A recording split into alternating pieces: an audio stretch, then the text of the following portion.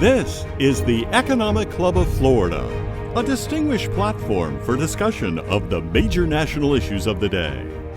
On today's program, Tom Grady, co-founder of the Freedom Institute of Collier County, on a new approach to a high school education. One of the things we're going to do that's a little unique, I think, is we're going to regularly test kids, a Myers-Briggs kind of test for aptitude and interest. We want to develop what they're good at, we want to know what they enjoy, and we'd like to be able to merge the two.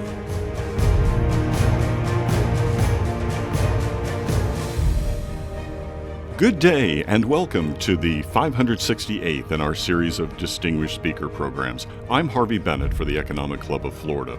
We welcome today someone who has a wealth of government experience, including business as well. He has served as a member of the Florida House of Representatives, commissioner of the Florida Office of Financial Regulation, which oversees banks and security firms, an interim president and CEO of Citizens Property Insurance Corporation, a member of the State Constitution Revision Commission, and a 7-year member of the Florida Board of Education, most recently, up until a few months ago, as its chair. Tom Grady, welcome. Good morning, Harvey. Great to be here. I didn't realize there were 567 prior speakers, so no pressure. 8 years with the State Board, and loved every minute of it. Oh, terrific. Along the way, you have also founded a few firms and ventures, the latest of which we'll get to in just a moment. But first, what have you learned? What do you carry with you from all your past government and public service?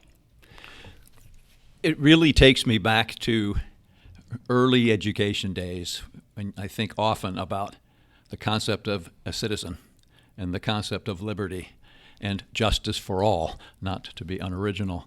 And I think that if you looked at things I have done in my life, they're not special. Everyone who does anything in this country contributes to society, contributes to global and national domestic production and output. And that's really important. And tying that together with good citizenship, participating in the act of voting, electing good government, and then serving when you can, as I did. I served in the House of Representatives. I then was an employee at the state in a number of positions, one being the commissioner of the Office of Financial Regulation, the other being the president of Citizens Property Insurance Corporation, and of course I served in the House of Representatives. What an honor all of that is.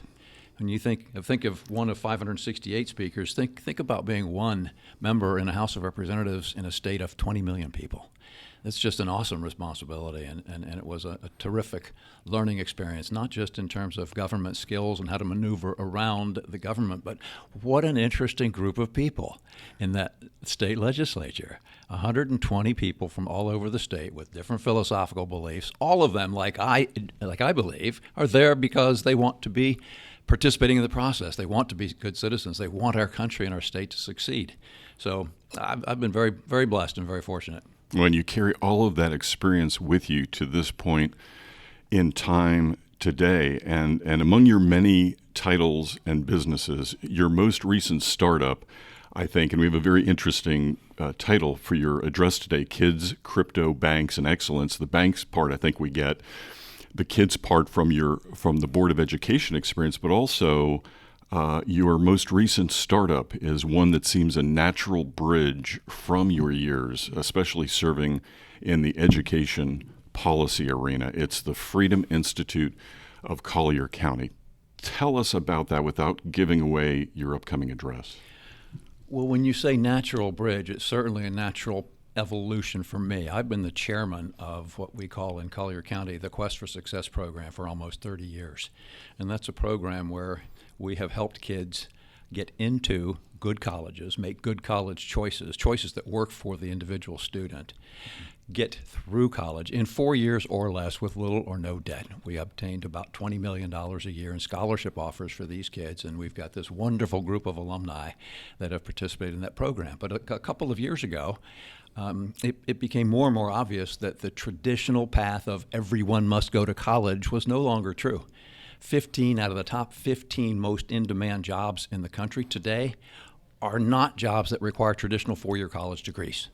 So we're pivoting, And we're starting something called, as you noted, the Freedom Institute of Collier County. And the Freedom Institute will be a home school support system. It's not really a school, not technically a school, although we have hired rock star teachers and rock star administrators. So from that standpoint, it will look like a school. It's in person, it's bricks and mortar, it's show up every day. But the kids don't have to come because they're technically homeschool students. So we will make this so attractive and so inviting that they will want to come. Why? One of the things we're going to do that's a little unique, I think, is we're going to regularly test kids, a Myers-Briggs kind of test for aptitude and interest. We want to develop what they're good at. We want to know what they enjoy. And we'd like to be able to merge the two. If we can do that, we're going to have a successful student participating in our program for 4 years, and our goal is to have these kids graduate as high school seniors with all the skills necessary to become good citizens and to become employed. Not an automatic, I will go to college, and we are not anti-college, but not an automatic. They will have the ability to communicate with me and with you and with this group we're going to see this morning of a couple of hundred people. They'll be able to put down their phones. They'll be able to have a conversation.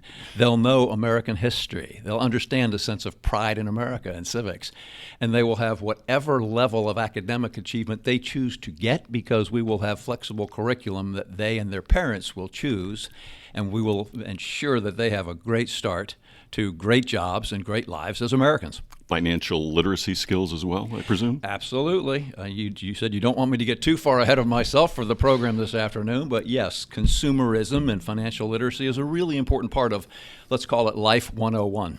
Absolutely wonderful. And there's certainly a economic connection to that, because you're going to be producing folks that are going to be part of the growing workforce and the growing economy of the state of Florida, and they've got to be well prepared. We are, and it's curious that you said it exactly that way. I think you'll enjoy my conversation this afternoon, because I will certainly hit those topics. We are certainly looking forward to it. Tom Grady, thank you, sir. We're looking forward again to hearing your upcoming address and discussion on kids, crypto, banks, and excellence. Thank you very much, Harvey. Now, here's our club's immediate past chair, Barney Bishop, President and CEO of Barney Bishop Consulting, with our formal introduction. It's my distinct honor to introduce a longtime friend and someone who I have always admired, Tom Grady. Our speaker is a former member of the Florida House of Representatives, where he served for 2 years, is a former Florida Banking Commissioner, where he served for 2 years, and then he served as the interim president and CEO for Citizens Insurance Company for 1 year. Although it may seem that Tom can't keep a job, Tom is actually a Renaissance man. Someone who is skilled in all of the tasks he attempts while becoming an expert in many wide-ranging fields. Winston Churchill perhaps summed it up best when he said, quote, "We make a living by what we get, but we make a life by what we give." Tom gives back every day through his philanthropic endeavors and his consistent and voluminous service to, it seems, just about every nonprofit in the finance or education that asks for his counsel and service. You can see by reading his biography that he is very bright, he's intellectually curious, he's a well-rounded individual, but perhaps most importantly, he has a heart of gold. I won't recite his resume for you because it's on your table, but suffice to say that someone who has dedicated his life to making our society better by helping others that is less than fortunate is truly a noble cause. A graduate of Florida State University, where he graduated summa cum laude with a degree in business administration, and then on to Duke University Law School, where he graduated with distinction, Tom's intellect has never been questioned. Since college, he has persevered to help others, whether it is helping veterans with their health care or committing his time and resources to helping children obtain an education and the necessary life skills that are right for them, irrespective of whether it's college or a trade, because he believes that every child has potential. And his goal has been to make sure that they have every opportunity, every chance to succeed. As a consequence, just for one of the educational organizations that Tom has worked for, he has helped to raise over $32 million. which is just truly amazing.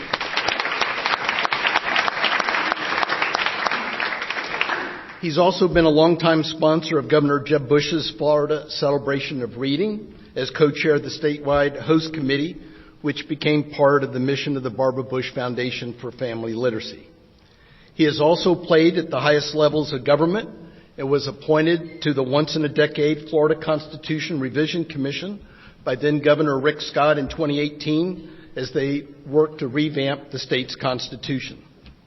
He is the current CEO of 4 businesses, ranging from his financial industry-centric law firm to private equity and real estate development, to venture capital, to creating a bricks-and-mortar school that since the mid-1990s teaches life skills and provides career opportunities, to also managing his own family foundation. Tom is a man who gives of his talents and expects little in return, except for the satisfaction that he receives in seeing others excel. He and his wife, Ann, are longtime residents of Naples, and they are loving parents and grandparents. I'll close with one more quote, this time from former U.S. Supreme Court Justice Sandra Day O'Connor, who, like Tom, recognized that the next generation of Americans need not be coddled, but to be challenged in every way possible. And the quote is, "We pay a price when we deprive children of the exposure to the values, principles, and education they need to make them good citizens." Let's give Tom a warm Economic Club welcome.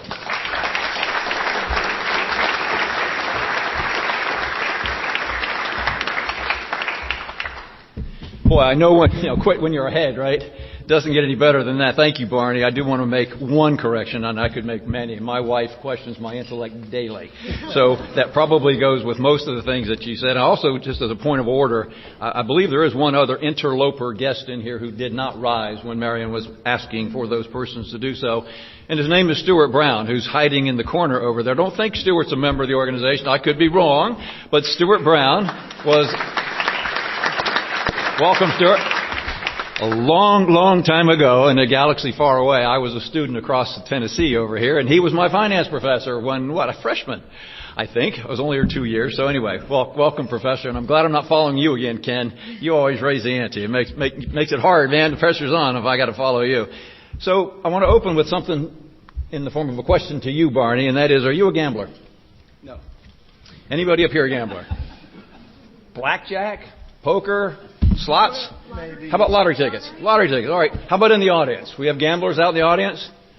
Wow. Not very many. Okay. How many people have bought cryptocurrency?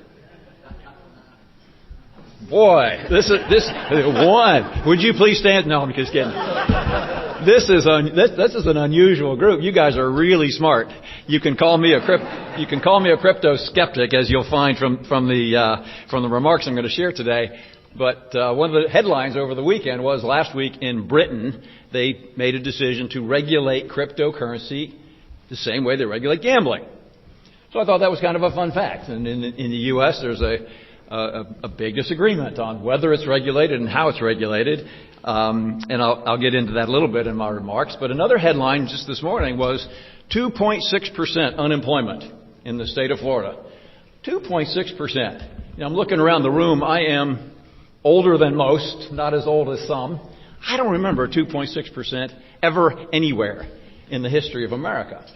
So why is that relevant to a talk that's supposed to discuss kids, crypto, banks, and excellence? I think all of these things are tied together with one theme, and it's a very important theme for America in 2023 and 2024, and that is economic growth. We must have economic growth in America in order to meet our obligations, and we haven't had economic growth in America for a long time.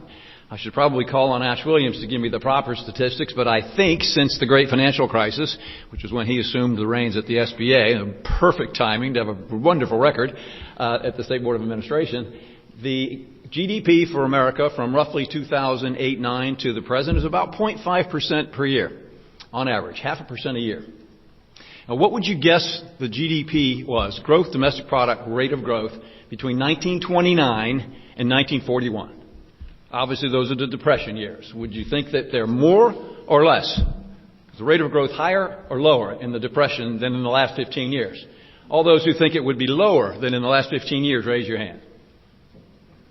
Okay, you're all very timid. You're not raising your hands very high. I think more of you think it would be lower. It was almost 3% a year. 3% a year during the Depression. How can that be? We have stories. Every one of us has stories if our ancestors were here in this country during the 1930s. The reason that was such a stellar rate of growth relative to where we are now is that back then you had something called bankruptcies. They were hard. Farm failures and business failures, very hard on the fabric of America. But it results in excellence rising to the top. Those who couldn't compete didn't. They failed. They were gone. The businesses, the banks, the farms, if they couldn't compete, they were gone. And those who were left competed vigorously. And we need that kind of vigorous competition and that kind of excellence rising to the top today. So I want to talk about capitalism because in America we have a form of capitalism. And there are two pieces of capital that I think of. I think most people probably would too. One is financial, money. Think of capital, capital in a bank, money. The other is intellectual capital. It's what we have, it's what we develop, it's what we grow into, it's what we are taught. And frequently it's what we are born with and what our parents choose to leave with us. That intellectual capital is really important, which obviously is the part of the kid conversation that I want to get to today. But I want to talk about banks for just a minute, the financial piece. So banks have been in the news. There have been 4 big bank failures in the U.S. in the last 2 months, since, let's say, March 8th-ish. And some people are very concerned. A lot of people are concerned about what does that portend. Is this the beginning of a trend? Is it a one-off? Should we be concerned about it? In 2023, the banks failed for reasons different than in 2009, 10, 11, 12. When I was the commissioner of the Office of Financial Regulation, every Friday I signed orders closing banks. It's not a fun thing to do. Banks have customers. Banks have employees. Some of these banks were generations old. Family banks, community banks. That's not happening now. Back then, 2009, 10, 11, the problem was the balance sheet. There were lousy assets on the balance sheet of a bank. We can talk about why that was, but there were lousy assets. That's a problem. But you can only be a zombie bank for so long with lousy assets. Today it's different. These banks that failed, Silicon Valley Bank, Signature Bank, they had a really good balance sheet in terms of credit quality. Credit quality, very different than 08, 09, and 10. Credit quality was good. In fact, the reason Silicon Valley Bank in particular failed was because they invested too much in the safest instrument in the world, which is called a United States Treasury bond. How can a bank fail when it invests in the safest instruments in the world? Well, there's something called interest rate risk that you cannot get around, sometimes called duration risk. That risk was present in a big way, and that caused them to fail. There's another reason they failed. They had a boatload of these long-dated treasuries that declined precipitously in value as interest rates increase. That's what happens. Interest rates go up. If you're holding a security that's guaranteed to pay 1% and interest rates are 5%, you're less willing to pay up for that security. So that's what happened. They probably could have muddled through except for this. It takes seconds to transfer your money out of a bank now. You go back to the 1930s and you got your suitcases or your whatever you would carry things, you'd go get cash from a bank if you could before the bank failed. On the morning of March 9th, Silicon Valley Bank, $43 billion was transferred out of the bank because of this. Now, there aren't very many businesses that can withstand that. So why would Silicon Valley Bank, which was the premier bank in the world dealing with startup companies and organizations, and Silicon Valley, for all of California's flaws, is the best place in the world to start a startup organization and start a business. Silicon Valley had an extraordinary franchise. Lost it in a day because they didn't manage the interest rate risk, or you could say they were gullible. Why would I say they were gullible? Well, the chairman of our Federal Reserve assured the American people in 2020 and 2021 that there is no inflation, there will be no inflation. Don't worry about it. Things started to tick up a little bit. Inflation picked up a little bit. They continued to assure us, and I assume that Silicon Valley Bank board members and CEOs and C-suite members would assume the same thing. Powell assured Congress, after all, this is, what's the word? Transitory. We hadn't used the word before. I hadn't heard the word used much as jargon in the financial industry. Inflation is transitory. Well, if you believe that, if you believe your government, if you believe the Federal Reserve, why not buy long bonds? Guaranteed to pay you back at the interest rate stated on the bonds. So they did. They bought a slug of them. Turns out Jerome Powell was wrong. Maybe he was misinformed. Maybe he genuinely thought it was transitory. Maybe it was purely political. Maybe it was theater. I don't know. But the banks bought a slug and the banks failed. We do know during the time period that interest rates were rising because inflation was increasing is that the Federal Reserve had created enormous additional burdens on banks to comply with ESG requirements, to comply with diversity, inclusion, and equity requirements, all of which take a lot of time and suck a lot of energy and a lot of money out of businesses. And you may think they're for very good purposes. We'll put that aside for a moment, whether it serves a good purpose or not. It's time-consuming, and that's what the auditors were concerned about. That's what the examiners were concerned about. They didn't come into Silicon Valley Bank and say, whoa, you got a whole slug of these long-dated bonds. You need to do something. Are you hedging that risk? Why aren't you selling the portfolio? They didn't do that. But they were paying attention to these other social factors. Also new and different in 2023 compared to prior periods going all the way back to the beginning of banking is that we have more than ever before non-banks competing with banks. So once again, I'll hold up the phone. Anybody in the room ever bought a car and financed it with a couple of clicks on their phone?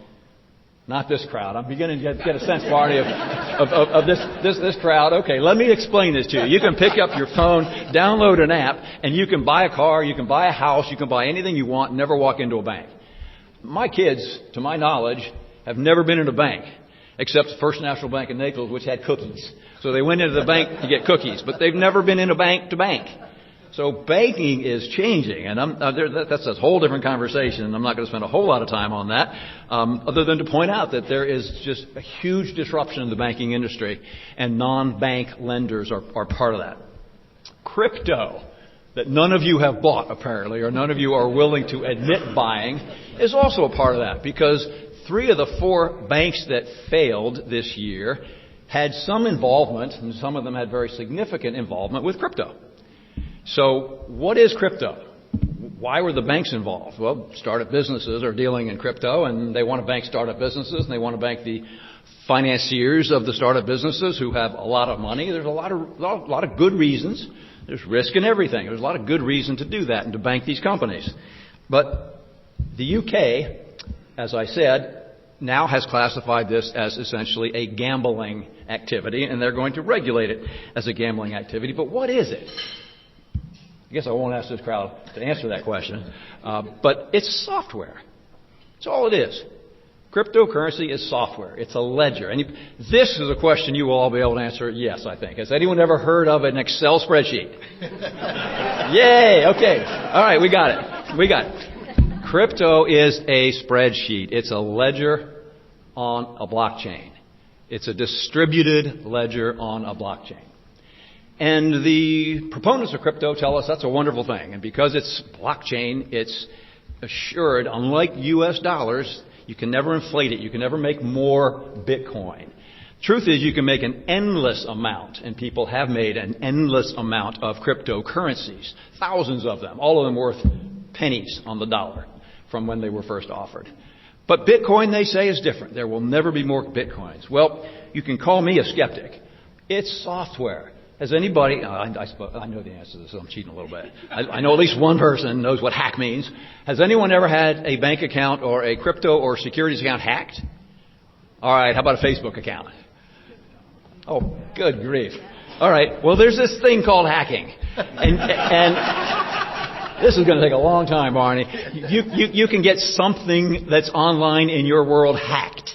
And once it's hacked, people take something. Maybe it's money, maybe it's a photo, maybe they leave a photo that you don't want them to leave. That's hacking, okay? I am just not going to be persuaded that someone cannot hack into a Bitcoin account or a Bitcoin ledger that was invented by a ghost. We don't know who it is. There's supposedly a name, but the guy's never come up and said, hey, I did this. The whole thing is to me smoke and mirrors, but there's a better expression. It's a guy named Dr. Rubini. He's a professor at NYU, College of Business. Not quite the same reputation as the Florida State College of Business, but close. So NYU, Professor Rubini said he came up with the 7 C's of crypto, and they are corrupt, concealed, crooks, criminal, con men, carnival barkers, and CZ. Anybody know who C? I know the answer to this question, but does anybody here know who or what CZ is? Okay, CZ is the president of a company called Binance. I won't ask. Binance is a crypto exchange operator based in China, like most things. I'll just leave it at that. And CZ was included in this list, even though, like a panel as we have here, Rubini was on a panel, CZ was on the panel, and he still said, "Here are the 7 C's of crypto," while CZ's seated at his left. And it's funny because 3 of the 4 banks, as I say, had a significant involvement with crypto and failed, and yet the proponents of crypto continue to say that crypto is the salvation for finance. It's decentralized, they say. What does that mean? Well, for this crowd, it's unimportant. I won't explain what decentralization is or what centralization is. But it doesn't seem to make any sense to me. If crypto is going to be the salvation and 75% of the banks that have failed this year failed because of a connection with crypto. And crypto companies need banks. Okay, so crypto somehow is the salvation, but crypto can't operate without banks. None of it makes sense. But I could be wrong because there are a couple of countries that have wholeheartedly dove into crypto, and one country has even adopted Bitcoin as its legal tender. Maybe we should follow the lead of those countries. They may be right. I won't ask if anyone knows who they are. I will tell you. One is Bhutan. Does anyone know where that is? Right next to Nepal. Okay, good. Thank you. Good. You get a gold star. El Salvador, closer to home, which made it legal tender, and the Central African Republic. So maybe they got something right. Of course, all of these countries have histories of hyperinflation. They've never had a meaningful, stable currency. It might be better for them. I'd rather gamble with Bitcoin than gamble with whatever the dollar equivalent is in the Central African Republic. So maybe it makes sense for them to gamble, but I don't want to do it. The largest holders of crypto in the world: China and Bulgaria. Seems odd, right? China and Bulgaria. China has outlawed crypto. But China has a lot of, well, I should say most countries have criminal problems, crime problems. China's not an exception. China has crime problems. Some of that crime involves cryptocurrency problems, cryptocurrency extortion threats. China has less, I dare say, no due process for those who are accused of a crime. So China takes it. If somebody's involved in crypto and China says they wake, whoever's making the decision, I guess it's all the way at the top. When they wake up one morning and they say, you're a crook, give me your crypto. It's gone, and it goes into the vaults of China. China owns 5% of the Bitcoin in the world. Bitcoin is very thinly traded. It means it's not a lot of transactions. If China woke up and said, we're selling Bitcoin, it goes to zero or close to zero just because of the liquidity of the market. Bulgaria, known for criminal element, mob element, so same reason. They own a lot of the crypto because apparently there are a lot of criminals, or they just allege that there are a lot of criminals. So I want to move into intellectual capital. Financial capital is interesting. It's being disrupted. Intellectual capital is also being disrupted. How we learn, what we learn, who we learn from. It's really exciting. As you pointed out, Barney, thank you. I was the chairman of the State Board of Education for the last 2 years. I was on that board for 8 years plus. Loved every minute of it. During the COVID years, enjoyed it because I felt it was so important. It was really challenging. It was difficult to meet. It was difficult dealing with people who felt very sincerely, as far apart as you could possibly imagine, on something that we would normally think is a fairly simple topic like a mask.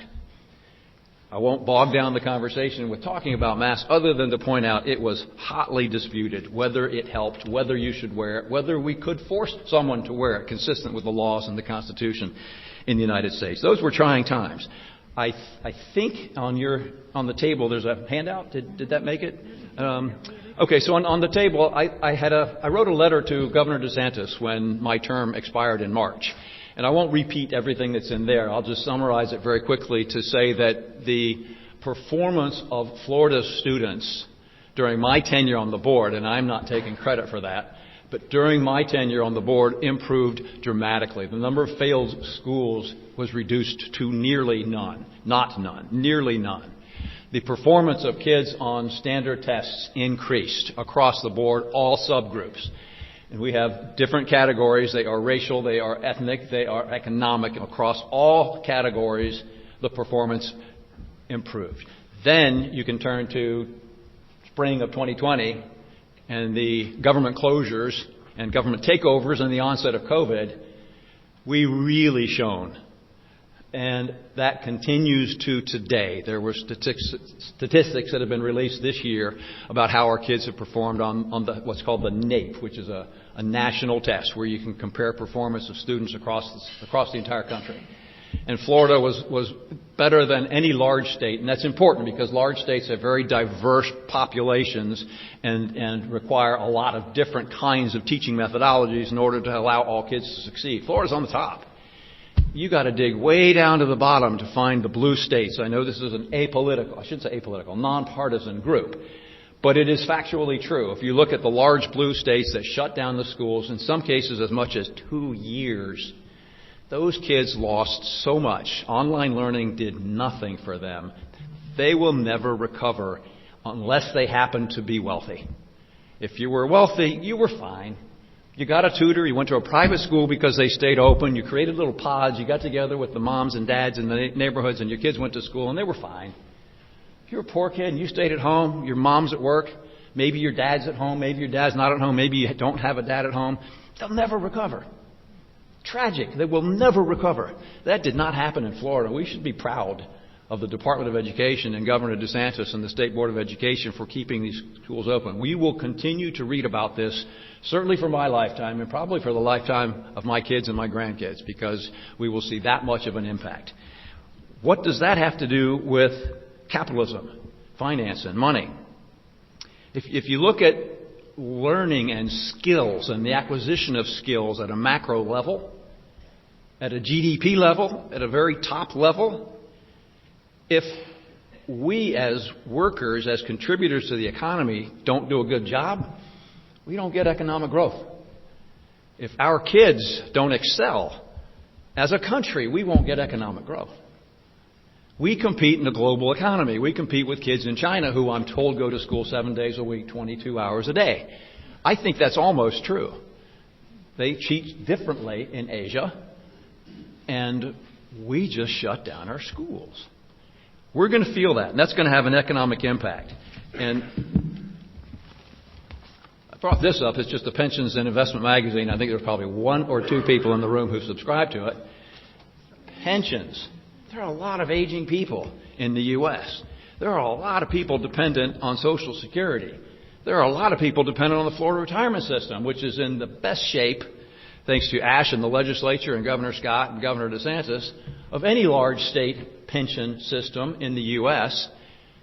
How long will that last without economic growth? Without economic growth, it means we're borrowing in order to pay virtually all of these so-called discretionary items in the federal government budget.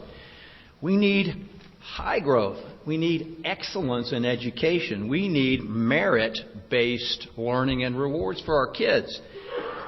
And we don't always get that. In Florida, we do. I want to turn to what is typically considered a culture war topic, but not for purposes of engaging in culture wars. But before I do, just anecdotally, I want to share with you that it was a very dangerous job that I had being chairman of the State Board of Education. I had legitimate death threats that were investigated by the Florida Department of Law Enforcement by people who felt that schools should be closed or schools should be open. There was no way to win. They were legitimate death threats. That never happened to me as a state representative. Probably will never happen to me. Hopefully will never happen to me again. But you really get to focus on priorities when you have people who are this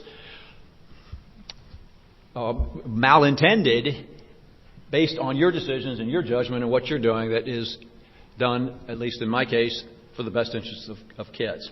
You know, I always had as my filter on the state board what's best for the kids. Adults teachers are great, and Florida's teachers are great, and we've begun finally to pay them as great employees.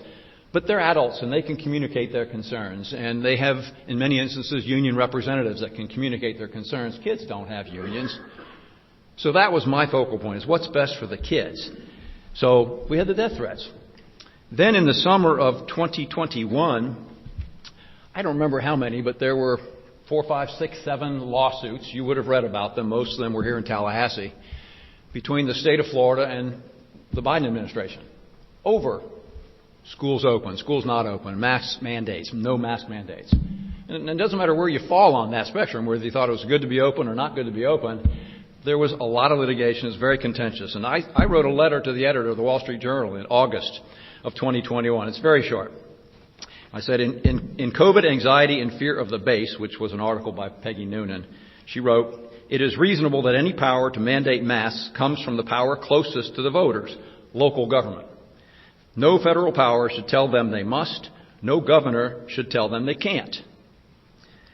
That was a quote. Then my contribution. Ms. Noonan got it half right. No government, federal or state, should tell voters they must or cannot wear masks. But no government can hold the power closest to the voters. Florida Governor Ron DeSantis did not grant the power to mandate masks to any government. He left that power where it belongs, with the people. This did not go over well in Washington. And about 2 weeks later, I was served with a letter from the Department of Justice telling me they were going to charge me with a crime. Building permit. On behalf of a client that I represented that hired a contractor approved by the federal government. They got 54 permits on a project. Totally bogus and manufactured. And they said, if you don't make a deal and pay us $1 million and admit that you're a crook, we're going to file these charges. You don't take that lightly. You know, I'm guessing there's probably a divergence of opinion on the merits of the prosecution of Donald Trump. And it's easy to say, I don't like him, who cares? You should care. Prosecutorial misconduct is a real problem. There's extraordinary discretion with these prosecutors. So he said, let's make a deal or we'll go to trial. And I said, go to trial. I actually had a trial in December of 2021. Government. It was the strangest. I'm a lawyer. I've been in a lot of trials. It was the strangest thing that I've ever experienced. The government for 3 days essentially said that I did a great job as a lawyer in this transaction and that somehow I'm still responsible for violating the law. We put on no witnesses. None. Nothing. When the government ended, we ended. And if your lawyer's in the room, you know that's a big deal. You're so confident that there's nothing there, you say, we don't need to do anything. Jury went out, came back, not guilty, innocent. I share that with you because that's a symptom, maybe it's a cause and a symptom of where we are in a country and our ability to communicate or our lack of ability to communicate, partisan or nonpartisan, that communication skills are a problem. But I'm going to dive in for my last 0 minutes and talk about woke policies, DIE policies, in connection with money and the economy and economic growth. By definition, woke policies, which I would say include diversity, inclusion, equity issues, meaning everyone should have the same result. Different inputs, different kids, different circumstances, but everyone should have the same outcome. Not everyone has the same opportunities, but everyone has the same outcome. They are strangling excellence and merit in America. I'll give you some examples. It's not simply a culture war when California's Department of Education, the equivalent of what I served on, the State Board of Education in Florida, says that we're going to henceforth not have upper-level math courses in our high schools. Think of the engineers produced in California. Think of the engineers working in California, in Silicon Valley. And in their wisdom, this board said, no more. Why? It's not, I want to say not equitable, but the word is always equity. It's inconsistent with equity. Some kids can't take those advanced level math courses and they feel bad. So it's not fair for other kids who can take those courses to take them and make these other kids feel bad, so we will eliminate the courses. Now, I think that is a horrible decision, a horrible impact on kids, and a horrible impact on our longer-term future at a high level, because if we don't have those kids learning math and we don't have those kids becoming engineers, where are the engineers going to come from? Outside the U.S., that's for sure, and a whole boatload will come from China and Florida, which is good because we don't have these policies in Florida. But as a country, we need to focus on excellence, not just here in Florida where we're doing a good job, but in the country. Another example. These blue states are closing schools that are public schools that were established for gifted kids.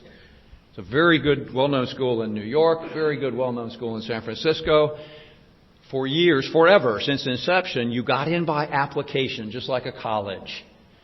They looked at your skill set and said, yes, you can handle the academic rigor that we will impose on you here in this high school. Now, that's not equity, folks. A lot of people can't get in. The lottery would be a lot more fair. We'll just have a lottery so that everyone has an opportunity to get in, regardless of whether or not they can actually do the work when they get in. Now, if they keep the rigor of the academic program, it's unfair to kids who can't perform at that level to be admitted to those schools. If they dumb down the excellence in those programs, which is more likely what they will do, it's unfair to everyone. It's unfair to the smart kids. It's unfair to the kids who are less capable. It's unfair to us because it affects our gross domestic product. It affects our ability to produce. It affects our ability to have a prosperous economy. And we need economic growth. So one last example, and that is SAT tests. Does anyone know why they were first adopted back in the 50s and 60s? They were adopted in order to combat socioeconomic, probably primarily, but also frequently people of color were most affected. If you were a kid in the 50s or 60s and you were in an inner city school and you weren't learning very much, or in the 50s you might have been in a segregated school, in the 60s you might have been in a segregated school, they were not separate. They were separate, but they were not equal. What chance does that kid have to get into Harvard? Not that I would want my child to go to Harvard today, but if that was a goal, how do you get in? You got grades, maybe they're good, maybe they're not, from a school that doesn't even register. You take a test and you show that you're really smart. You got innate capabilities that are undiscovered. You take the SAT test, you got a lousy school, you got lousy grades, you get in. Fast forward to today. Colleges don't want SAT test scores anymore. Why? Because they want to discriminate on the basis of race. They want to admit students on the basis of race over the competency and capability of those kids. You'll see this in the Harvard decision that's going to come from the Supreme Court sometime this year, I predict. SAT test is really great evidence of discrimination, so let's get rid of it. And then we can discriminate however we want and we won't get caught. That's not a good way to develop. But in Florida, the good news, as I say, is we're not doing that. HB1, recent legislation. HB1 is going to allow an extraordinary ramping up of competition between schools in the state of Florida. You probably all know of HB1. It was in the news here locally again today. It's been in the news a lot. And HB1 essentially gives money, vouchers, to everyone. Pick your own school. What's important to you as a parent? Do you want to go to a parochial school? Do you want to go to a private school? You want to stay with your public school? You want to go to a public charter school? Transportation dollars are included too. Parents get to choose with their kids. They get to choose where they're going to school. There will be some disruption here. There will be some schools that will fail. There will be a lot of schools that will open up, and they have immediate accountability to parents because the parents can say, okay, I didn't like how my kids were dealt with this year. Next year, we're going somewhere else. So if you don't do a good job, you're going to be gone. Just like those businesses in the Depression era. Just like America was before the Great Recession in 2008, 2009. Do a great job, you will excel. Your kids will excel. This will cause a tremendous improvement in the level of excellence in our schools in Florida and a dramatic improvement in the skill set and capabilities of the kids going to school in Florida. You get to choose as parents, or in my case, as grandparents. You know, I have a grandson, Jesse, who's 13. I have a granddaughter who's 5 and a granddaughter who's 2 and another one coming. The biggest challenge this lack of economic growth poses is to them. We will do fine in this room. There's enough runway in the USA to borrow more for a while. But we got to get this right, and it comes with excellence. So having this radical choice of schools is a terrific idea. I did want to talk about, but I won't because I'm now out of time, a school, sort of a school, a homeschool support system in Collier County that is called the Freedom Institute. And you can look it up, freedomhomeschools.com. It is taking advantage of, although it was created prior to HB1, it will benefit from HB1. And we're creating an environment that's different than many other schools in that we're focusing on 5 C's, not 7, as Dr. Rubini was mentioning, and it includes career counseling, civics, core competency. We want kids to graduate from high school knowing a lot about their country, knowing a lot about history, knowing a lot about consumerism, personal finance, home economics. We want kids to graduate from college fully capable of becoming employees, not having to go to college because they haven't yet learned how to do anything else. Not anti-college, but opening up opportunities for kids that they may not have now, and having internships and apprenticeships and real jobs. So that's probably the subject of a totally different conversation. I'm going to close with just a summary about capital flows. You know, capital flows to areas where it's treated well. Capital has poured into Florida in the recent years in the form of wealthy people, successful businesses, and smart people. Intellectual capital is coming to Florida too, and we are home brewing intellectual capital in the state of Florida. People coming here, they're coming here because they still believe in the American dream, and they want their kids, they want their families to be successful. I didn't bring, as you saw, I didn't have a PowerPoint or anything of that sort. I do have one picture that I'd like to throw up on the screen for everybody to look at, and I will end with this last picture. That's not it. There we go. Okay, so you can all see that on the left-hand side is a boat that looks like a Coast Guard type boat. It is. And then on the right-hand side, you have a plywood hexagon, it looks like, boat. No motor, no oars, no paddle, no water, no food, 12 people. What are these 12 people doing out on the water? I mean, I saw this photo, it's a little out of place in this conversation, maybe, but it ties into excellence and the American dream and a meritocracy. These people are so eager to come to the United States to secure, as the Declaration of Independence and the Constitution say, the blessings of liberty, that they're going to get in this boat and travel the Straits of Florida to try to get to Florida, to try to land on Florida so that they can have the liberties that we take for granted all too often, and get sort of confused when we're fighting between ourselves about things like diversity, inclusion, equity, critical race theory. At the end of the day, kids just need to learn. They need to be smart. They need to be able to compete. These people understand that. Vice President Harris was given the task of handling the border when she was first in office in 2021. And you may have an opinion on whether she did or whether she didn't. I have an opinion. But what is not opinion, what is fact, is that she said the first thing she wanted to do is study the root cause of immigration. There it is. The blessings of liberty. People want a better life. They want a better job. They want economic growth. They want to participate in the American experience and the great American experiment. And finally, Benjamin Franklin. I know people who want to hear Benjamin Franklin, these old guys, right? 1787, a woman asked him what he had just done at the Constitutional Convention. He said, well, we have formed a republic if you can keep it. I say let's keep it. It's the greatest experience in the history of the world. Florida's doing a better job than any of the other 50 states. I'm so proud to be a Floridian and so proud to be an American, and thank you very much for having me. I've probably eaten up all my question time, but I'm happy to stay for questions should anyone have any. Thank you.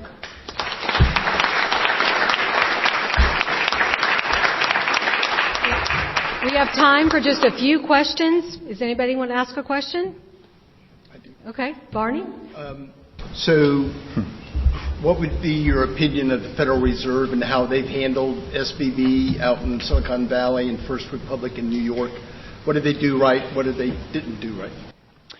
Well, my opinion, and Ash can probably give you a much better explanation, my opinion is they handled it poorly, but that they had no choice. They bailed out Silicon Valley Bank depositors. They did not bail out shareholders. Need to be very clear on this. Now, I was a shareholder. I thought it was a well-run banking institution. I had a very low basis in the stock, fortunately, so it wasn't a huge deal for me. But they bailed out the depositors And there was such a micro system, an economic system in the startup world that was, I think, an important thing to do. They had to do it. Why? Because they had been screaming for so long that there are no problems and that you can assume there will be no inflation. You can make some decisions, and the Federal Reserve knew for a year that wasn't how it was playing out. So what would they do? Let the bank fail, and then they would be called to task, because clearly they could have seen this. If the bank should have seen it, certainly the Federal Reserve. I think the regulators were asleep on the job. So they were left with no good choices.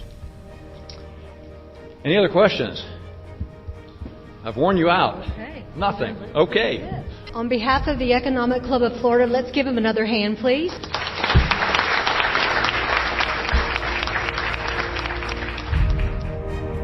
You've been listening to Tom Grady, co-founder of the Freedom Institute of Collier County and CryptoLawyers.org, speaking before the Economic Club of Florida on May 23, 2023 in Tallahassee, Florida. For more information on the Freedom Institute, visit freedomhomeschools.com. The Economic Club of Florida promotes interest and enlightenment on important economic, political, and social issues of the day. To learn more, including how to become a member, visit our website at economic-club.com. This program was recorded at the Florida State University Alumni Center in Tallahassee, Florida.